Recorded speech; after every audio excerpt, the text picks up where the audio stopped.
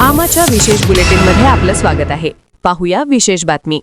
नवी मुंबई आंतरराष्ट्रीय विमानतळाच्या नामकरणाच्या मुद्द्यावर मंत्री उदय सामंत यांनी महत्त्वाचं स्पष्टीकरण दिलं आहे.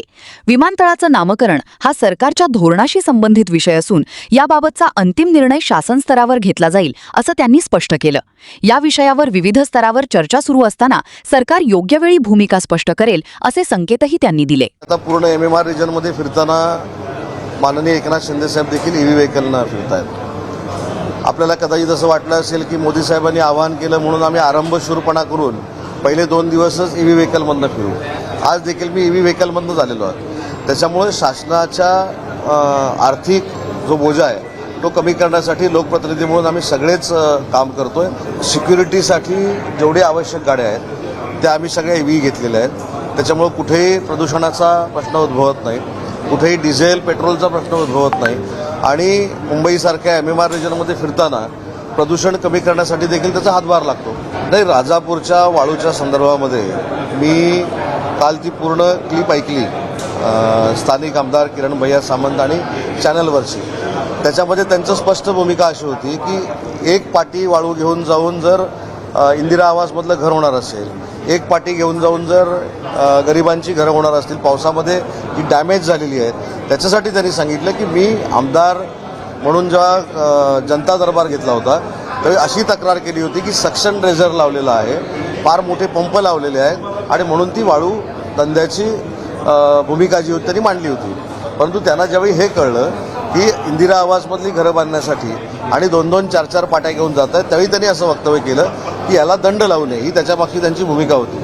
आणि जे काही ट्रक म्हणून दाखवला गेला, म्हणजे ट्रक भरलेला आहे, ट्रकामध्ये वाळू भरलेली आहे. मी स्वतः जिल्हाधिकाऱ्यांशी चर्चा केली.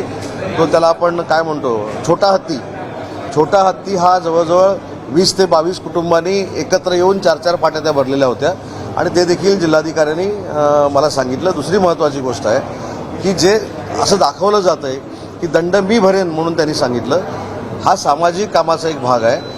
गरीबातला गरीब माणूस जेव्हा इंदिरा आवासचं घर बांधतो आणि पावसाच्या अगोदर त्याला वाळू नसते, या चांगल्या भावनेनं त्यांनी वाळू घेऊन जा म्हणून सांगितली.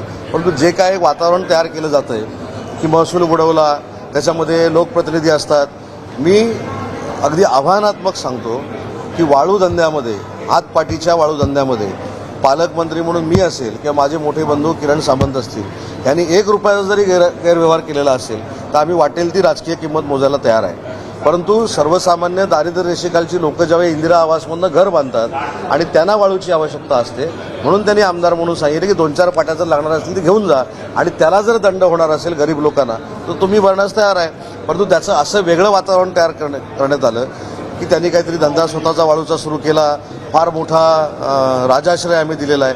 तशी कुठचीही परिस्थिती नाही, हे मला पालकमंत्री म्हणून या ठिकाणी स्पष्ट करायचं. पहिली गोष्ट, नवी मुंबई एअरपोर्टला दिबा पाटील साहेबांचं नाव द्यावं ही शिवसेनेची 100% भूमिका आहे आणि त्याचा पाठपुरावा शिवसेना म्हणून आमचे खासदार पण करतील आणि स्वतः वेळ पडल्यास माननीय एकनाथ शिंदे साहेब केंद्रीय नेत्यांशी चर्चा करतील. परंतु शिवसेना म्हणून दिबा पाटलांचंच नाव द्यावं ही आमची भूमिका आहे. आचारसंहितेमध्ये जर असेल तर आचारसंहिता ही 1 महिन्याची आहे, मला माहीत नाही.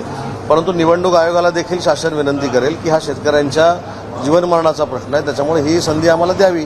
नाही, आता निवडणूक लागल्यानंतर आचारसंहिताही येणार आहे, त्याच्यामध्ये काही घटकांना जर त्रास होणार असेल तर शासन म्हणून आम्ही निवडणूक आयोगाला विनंती करू. आमा चॅनलला लाईक करा, बातमीला शेअर करा, सबस्क्राईब फॉलो करायला विसरू नका.